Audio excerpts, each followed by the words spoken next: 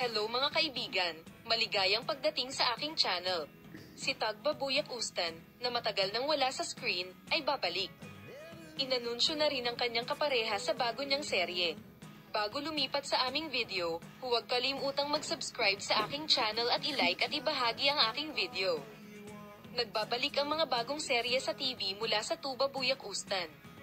Si Tuba Buyak Ustan, na nagsimulang kumalat sa kanyang katanyagan sa seryeng kanyang pinagbidahan. Tingnan mo kung sino ang kapareha niya sa serye. Nilagdaan ni Asen Babuyak Ustan ang isang bagong kasunduan sa serye sa TV na parang bagyo sa serye sa TV na Olive Branch. Inanunsyo na rin ang kanyang kapareha sa serye. Si Ibrahim Selep Cole at Tuba Buyak Ustan, na gumawa ng pangalan para sa kanilang sarili kamakailan sa serye sa TV na Bird Flight, ay bibaida sa parehong serye. Ayon sa ulat ni Altantas, pinirmahan ni Ibrahim Selep Cole ang isang kasunduan sa media noong nakaraang linggo.